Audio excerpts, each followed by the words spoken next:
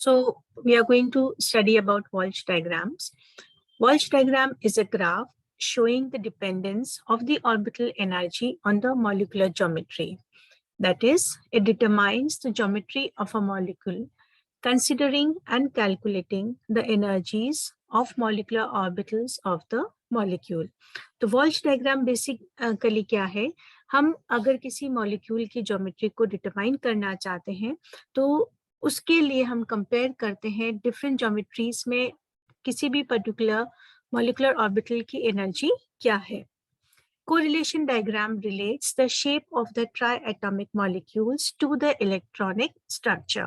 तो यहाँ पे जो हम डायग्राम बनाते हैं उसमें हम ट्राइएटॉमिक मॉलिक्यूल्स की शेप को उसके इलेक्ट्रॉनिक स्ट्रक्चर के साथ में कंपेयर करते हैं. The basic approach is to calculate the energies of molecular orbitals of two limiting structures, say linear or bent. अब यहाँ पे हम फॉर एग्जाम्पल कंसिडर कर रहे हैं ट्राइएटॉमिक मॉलिक्यूल्स को. फॉर एग्जाम्पल जैसे वाटर जो है it is an example of triatomic molecule. और यहाँ पे हम ये देखते हैं कि अगर इसके दो ज्योमेट्रीज हम ले लें कि उसको हम माने कि वो लीनियर है या बेंट है, तो दोनों ही कंडीशंस के अंदर मॉलिक्यूलर ऑर्बिटल्स की एनर्जीज क्या होंगी उसको कैलकुलेट करके देखा जाता है कि प्रेफरेबल शेप या ज्योमेट्री उस पर्टिकुलर ट्राइएटॉमिक मॉलिक्यूल की क्या होगी. So what we do, we draw the diagram showing how the orbitals of one configuration correlate with those of the other. तो हम दोनों तरह के जो configurations हैं उसको आपस में relate करके देखते हैं. तो यहाँ पे मॉलिक्यूल की एनर्जी लीनियर स्ट्रक्चर के फॉर्म में भी कैलकुलेट की जाती है और वही जो है वापस उसके बेंट स्ट्रक्चर के अंदर भी कैलकुलेट की जाती है. The AB2 molecule has C2V symmetry when it is bent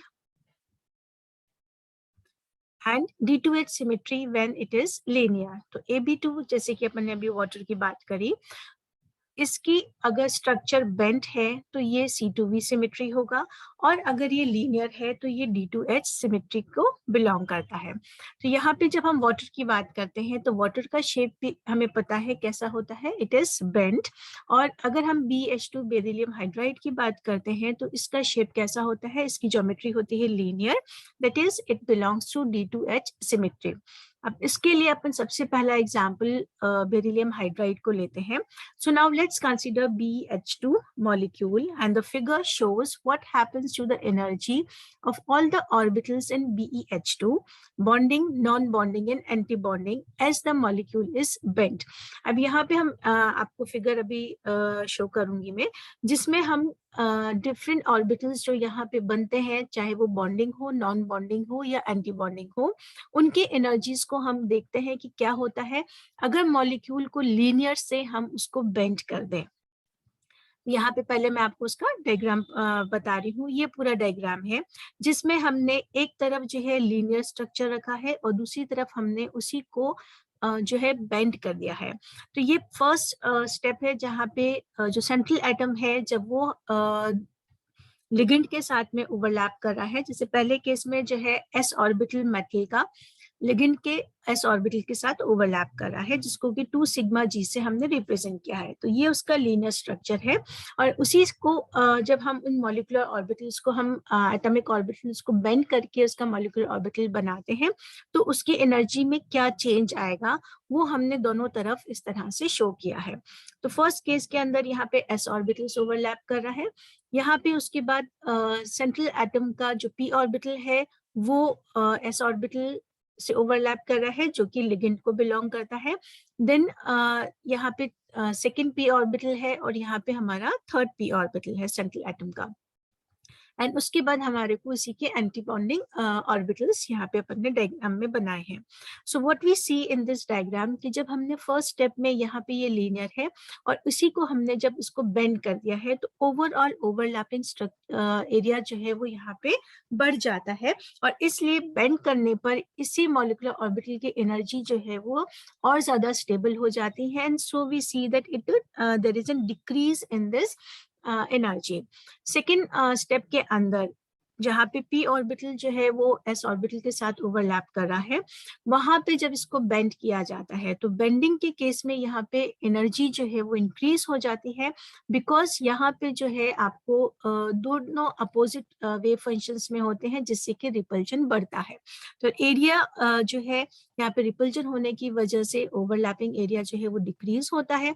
that is why we see there is an increase in the overall energy if this geometry is bent. Then again हम जो है अगर पाई orbital का P orbital को देखते हैं non bonding उसके अंदर, और इसकी ओवरलैपिंग देखते हैं, तो यहाँ पे ओवरलैपिंग एरिया जो है वापस बढ़ता है, बिकॉज यहाँ पे ये सब सेम वेव फंक्शन के हैं, and thus we see there is an decrease. तो this is a common diagram जो कि हम ऑर्बिटल्स का बिल्डअप करते हैं for C2V symmetry and for D2H symmetry, या हम ये कहें कि for the linear and for the bend structure, right. Now let's go back to the main first उसके अंदर. Now this is a figure जो हमने जिसके बारे में बात करी. The figure shows what happens to the energies of all the orbitals in BeH2. तो हमने तीनों bonding, non bonding, anti bonding molecular orbitals के स्ट्रक्चर्स को देखा कि उन मॉलिक्यूल को अगर हम लीनियर से बेंड करें तो हमको क्या चेंज मिलेगा। अब पहले उसकी बात करते हैं। Consider the first 2 sigma g orbital and it is constructed from the atomic wave function that are positive everywhere. तो जो फर्स्ट हमने नीचे डायग्राम हमारा था दैट वाज जब वो लीनियर उसमें है तो हमने उसको रिप्रेजेंट किया 2 सिग्मा g से, और जब हमने उसकी ज्योमेट्री को बेंड कर दिया तो उसको हमने रिप्रेजेंट किया बाय 2a1। तो यहाँ पे चूंकि सारा वेव फंक्शन जो था वो पॉजिटिव था, इसलिए जब हम इसको बेंड करते हैं तो ऑर्बिटल्स के बीच में ओवरलैपिंग जो है वो और अच्छी हो जाती है, and since the 2 hydrogen wave function will overlap to a greater extent, so we find that there is a decrease in the orbital energy. तो यहाँ जब एनर्जी में डिक्रीज आ जाता है, so the energy of 2 sigma g orbital, which is renamed as 2a1, it is lowered somehow. And now in the contrast, energy of 1 sigma u orbital increases on bending. अब इसके बाद जो next orbital था उसको अगर हम bend करते हैं तो हम ये पाते हैं कि उसकी energy जो है comparative to this one it increases. Right? So this is we are talking about this structure. This is because the wave function changes a sign. Thus we see कि यहाँ पे अब क्या था, s orbital के जगह अब central एटम का p ऑर्बिटल आ गया, जो कि एक डायरेक्शनल ऑर्बिटल है और उसके अंदर एक पॉजिटिव और नेगेटिव लोब है, और इसलिए जब इसका ओवरलैप होता है with the terminal hydrogen atom, now the we see that there are different wave functions. Okay, the wave function will become negative. So in addition to this overlap of s orbital of hydrogen atom with the linear p orbital is poorer in the bent molecule, and so energy of 1 sigma u orbital, which is now renamed as 1b2, will increase much more than 2a1 will decrease. तो जो ऊपर ये जो 2a1 वाले में हमने decrease देखा था उसको बेंड करने पर, उसके कंपैरिजन में 1b2 की एनर्जी जो है वो काफी हाई हो जाती है, and that is why BeH2, that is beryllium hydride, has an molecular electronic configuration of 2 sigma G2 and 1 sigma U2. तो हम जो 4 इलेक्ट्रॉन इसके फिल करेंगे उसमें से 2 इलेक्ट्रॉन जाएंगे 2 सिग्मा जी में और 2 इलेक्ट्रॉन जाएंगे 1 सिग्मा यू के अंदर।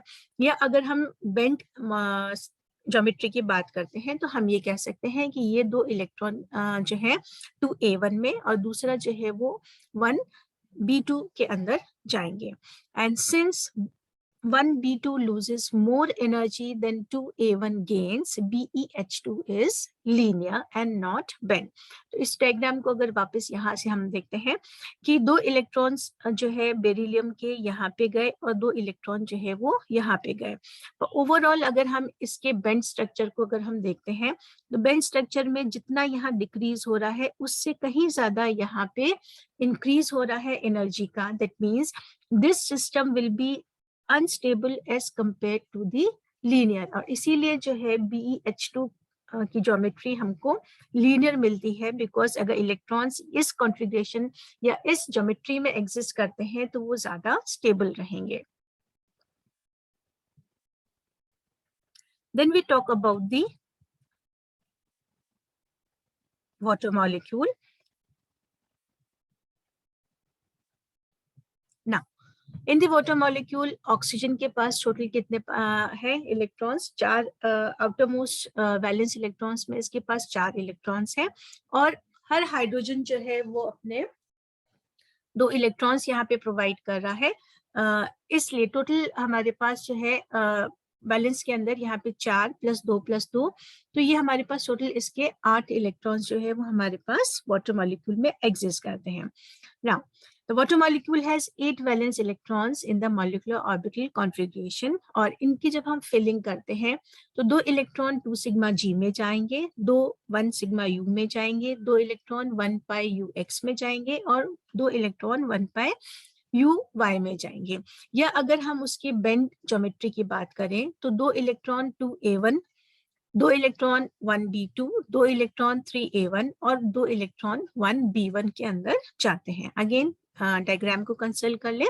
यहाँ पे 2 इलेक्ट्रॉन यहाँ आए, 2 इधर गए, 2 यहाँ गए और 2 यहाँ गए. और इसी को अगर हम इमेजिन करें कि सपोज इसकी ज्योमेट्री बेंट में शेप में होती, तो उस केस में ये इलेक्ट्रॉन इधर, फिर 2 इधर, 2 3 1a1 में और 2 1b1 के अंदर एग्जिस्ट कर रहे हैं.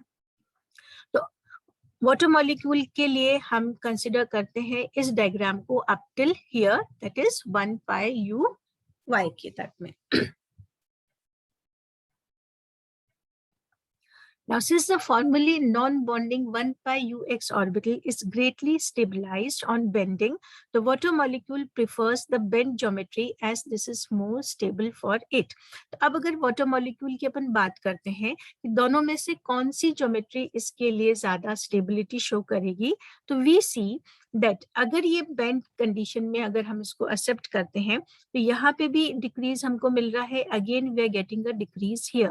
That means in the bent structure or the geometry, the water molecule is much more stable because यहाँ पे भी energy में decrease आ रहा है और यहाँ पे भी हमारे पास decrease आ रहा है. And that is why a water molecule prefers to stay in the bent instead of a linear geometry. And this is the line diagram, जो कि हम उसी डायग्राम को हम लाइन डायग्राम में रिप्रेजेंट कर सकते हैं. Now we apply this to the pentaatomic molecule. For the pentaatomic molecule, examples of methane and trifluoride sulfur may be taken for the consideration. यहाँ पे हम compare कर रहे हैं मीथेन और SF4 को. Now the geometries जो कि यहाँ पे possible हैं, they are the tetrahedral and distorted tetrahedral, जिसको कि हम tetragonal geometry भी कहते हैं. For first example, now we take up of methane molecule. Methane has 8 valence electrons. During the bonding for the orbitals A1G and T1U of the carbon and 1 orbital each of 4 hydrogen atom take part. जब हम यहाँ पे orbitals बनाते हैं, उसकी molecular orbitals उसकी में bonding बनाते हैं, तो कार्बन के यहाँ पे 2 ऑर्बिटल्स जो पार्टिसिपेट कर रहे हैं, दे आर 2s जिसको हम A1G से रिप्रेजेंट करते हैं एंड 2p जिसको कि हम T1U से रिप्रेजेंट करते हैं. और यहाँ पे हाइड्रोजन जो है उसका 1s ऑर्बिटल जो है वो पार्टिसिपेट करता है, जिसको हम A1G से रिप्रेजेंट करते हैं. So total overlapping of 8 orbitals take place here. Now overlapping of these 8 orbitals give 8 molecular orbitals, out of which 4 are bonding and 4 are anti-bonding. तो यहाँ पे जो 4 anti-bonding orbitals हैं, उनको हम represent करते हैं as 2 sigma g और as 2a1. तो अगर हम उसको टेट्राहेड्रल में रिप्रेजेंट करना चाहें तो हम उसके लिए 2 सिग्मा जी दे देते हैं, और टेट्रागोनल के लिए हम उसको 2a1 रिप्रेजेंट कर सकते हैं. और दूसरा ऑर्बिटल जो है that is 2 sigma 2t sigma और 2t1. सो यहाँ पे 4 ऑर्बिटल्स कौन से हो गए? एक तो हमको मिल रहा है 2 सिग्मा जी में, और 3 हमारे जो है 2t सिग्मा के अंदर है. तो t, remember t is for the triplet, that is 3 orbitals are here. Now, the 8 valency electrons of the methane molecule are distributed in the 4 bonding molecular orbitals. तो ये जो 8 इलेक्ट्रॉन्स हैं ये कहाँ जाएंगे? इन 4 बॉन्डिंग ऑर्बिटल्स के अंदर। 2 जो है वो 2a में चले जाएंगे और 6 जो है वो 2t1 में जाएगा। In the tetrahedral geometry, due to the overlapping with the orbitals of hydrogen atom, energy of 2a1g and 2t1u orbital is considerably reduced. अब यहाँ पे tetrahedral geometry के अंदर जब ये orbitals hydrogen atom के orbital के साथ में overlap करते हैं तो इनकी energy जो है वो दोनों की decrease हो जाती है when the geometry is of tetrahedral shape. In contrast, in the distorted geometry, that is in the tetragonal geometry, comparatively less overlapping of T1u orbital with the hydrogen orbitals as compared to that in the tetrahedral geometry. So the energy of 2T1 molecular orbital increases. और यही overlapping hydrogen orbitals की जब हम tetragonal के अंदर देखते हैं तो हम पाते हैं कि 2t1 मॉलिक्यूलर ऑर्बिटल की एनर्जी जो है वो इंक्रीज हो जाती है and that is why the geometry of methane molecule is symmetrical tetrahedral instead of distorted tetrahedral और tetragonal. So this is the decrease in the energy of 2t when it is in the distorted tetrahedral and when it is in the form of symmetrical tetrahedral. So that is why methane prefers to be in the shape of tetrahedral geometry. Now, in SF4 molecule, the valence shell of the sulfur atom has 3s, 3p, and 3d orbitals also. Now, sulfur is what it is. It has 2 more electrons.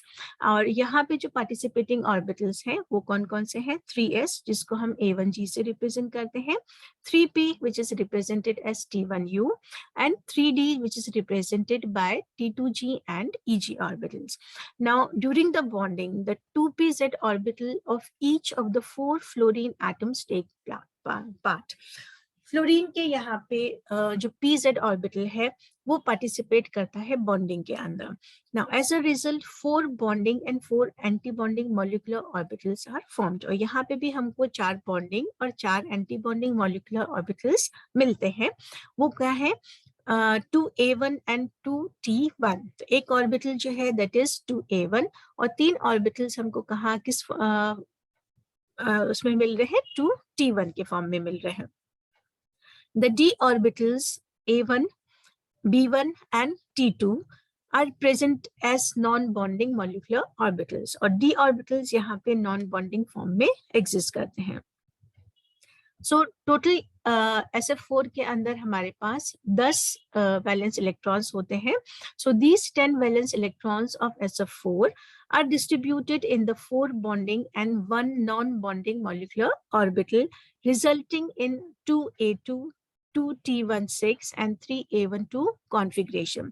तो हमने methane में देखा था कि total वहां पे 8 electrons थे जो कि सारे बॉन्डिंग ऑर्बिटल्स में ही कंप्लीटली फिल हो गए थे.